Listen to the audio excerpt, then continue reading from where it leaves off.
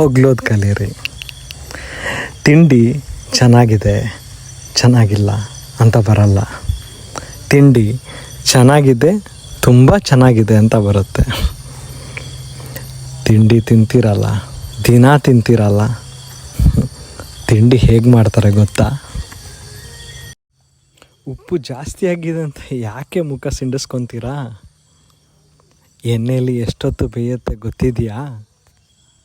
ತಟ್ಟೆ ಖಾಲಿ ಇರುತ್ತೆ, ಆದರೆ ತಟ್ಟೆಗೆ ಅನ್ನ ಸಾಂಬಾರು ಬಿದ್ದಾಗ ಅದು ಸುಂದರವಾಗಿ ಕಾಣುತ್ತೆ. ಅಡಿಗೆ ಕೋಣೆಯಿಂದ ತಟ್ಟೆಗೆ ಬರೋದರಲ್ಲಿ ಎಷ್ಟು ಪರಿಶ್ರಮ ಇದೆ ಗೊತ್ತಿದೆಯಾ? ಕೆಲವ್ರಿಗೆ ಕಾಲು ನೋವು, ಕೆಲವ್ರಿಗೆ ಮಂಡಿ ನೋವು, ಕೆಲವ್ರಿಗೆ ಸೊಂಟ ನೋವು. ತರಕಾರಿಯವ್ರ ಹತ್ರನೂ ಚೌಕಾಸಿ. ಸೆಕೆ ಇದ್ದರೂ ಒಲೆ ಮುಂದೆ ನಿಂತ್ಕೊಬೇಕು. ಪದಾರ್ಥಕ್ಕೆ ರುಚಿ ತುಂಬೋಕ್ಕೆ ಅಂತಲೇ ಬೆವರು ಸುರಿಸಿದ ಪ್ರಯತ್ನ. ಅದೆಲ್ಲದರಿಂದ ನಿಮ್ಮ ಪ್ಲೇಟು ಸುಂದರವಾಗಿ ಕಾಣುತ್ತೆ. ಈ ಪರಿಶ್ರಮ ಎಲ್ಲ ಮಾಡ್ತಿರೋದು ಏನಕ್ಕೆ ಅಂದರೆ, ನಿಮ್ಮ ಮುಂದೆ ಪ್ಲೇಟ್ ಇಟ್ಟು ನೀವು ಅದನ್ನ ತಿಂದ ಮೇಲೆ ನಿಮ್ಮ ಮುಖದಲ್ಲಿ ಆ ಆನಂದ ಕಾಣಿಸುತ್ತಲ್ಲ, ಆ ಸಣ್ಣ ಆನಂದಕ್ಕೆ ಇಷ್ಟು ಪರಿಶ್ರಮ.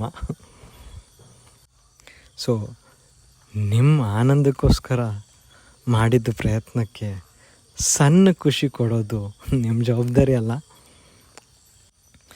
ಈ ಥರ ಅಭ್ಯಾಸ ನೀವು ದಿನ ಮಾಡಿದ್ರೆ ನಿಮ್ಗೆ ಆನಂದ ಕೊಡ್ತಾ ಇರೋರ ಮುಖದಲ್ಲ, ನಿಮ್ಮ ಮುಂದೆ ಇರೋ ಪ್ಲೇಟ್ ಕೂಡ ಖುಷಿಯಾಗಿರುತ್ತೆ. ನೆನ್ಪಿಟ್ಕೊಳ್ಳಿ, ಎಲ್ಲರಿಗೂ ಇಲ್ಲ ಈ ಭಾಗ್ಯ, ಎಲ್ಲರಿಗೂ ಟೈಮಿಗೆ ಊಟ ಸಿಗಲ್ಲ. ಎಷ್ಟೋ ಜನಕ್ಕೆ ದಿನನಿತ್ಯದ ಊಟಕ್ಕೆ ಕೂಡ ಕಷ್ಟ ಇರುತ್ತೆ. ಅಂಥದ್ರಲ್ಲಿ ಯಾರೋ ಒಬ್ಬರು ನಿಮಗೋಸ್ಕರ ಖುಷಿಯಾಗಿ ಅನ್ನ ಸಾರು ತಿಂಡಿ ರೆಡಿ ಮಾಡಿ ಪ್ಲೇಟಲ್ಲಿ ಹಾಕಿ ಕೊಡ್ತಾಯಿದ್ದಾರೆ. ಒಂದು ಕಡೆ ಹೊಟ್ಟೆಗೆ ಬಟ್ಟೆ ಕಟ್ಟಿ ಮಲಗ್ತಾರೆ, ಇನ್ನೊಂದು ಕಡೆ ಚಪಾತಿ ತಣ್ಣಗಿದೆ ಅಂತ ಅಳ್ತಾರೆ. ಅಮ್ಮ ಲಾಸ್ಟಲ್ಲಿ ಊಟ ಮಾಡ್ತಾರೆ. ಯಾಕೆ ಹೇಳಿ? ನಿಮ್ಗೆ ಇಷ್ಟವಾಗಿದ್ದನ್ನ ನೀವು ಆಯ್ಕೆ ಮಾಡಿ ಅಂತ. ಅವ್ರಿಗೆ ಇದು ಬೇಕು ಅದು ಬೇಕು, ಅವ್ರಿಗೆ ಇಷ್ಟವಾಗಿದ್ದು ಬೇಕು ಅನ್ನೋದು ಯೋಚನೆ ಕೂಡ ಇಲ್ಲ ಅವ್ರಿಗೆ. ಅವರು ನೀವು ಚೆನ್ನಾಗಿ ತಿಂದ್ರಾ, ನಿಮ್ಗೆ ಇಷ್ಟಪಟ್ಟು ತಿಂದ್ರಾ, ಇಷ್ಟ ಇರೋದನ್ನ ತಿಂದ್ರಾ, ಈ ಖುಷಿಯಾಗಿರ್ತಾರೆ. ಲಾಸ್ಟಲ್ಲಿ ಮಿಕ್ಕಿದ್ನ ತಿಂತಾರೆ. ಕೆಲವೊಮ್ಮೆ ಮಿಕ್ಕಿಲ್ಲ ಅಂದರೆ ತಿನ್ನೋದು ಕೂಡ ಇಲ್ಲ.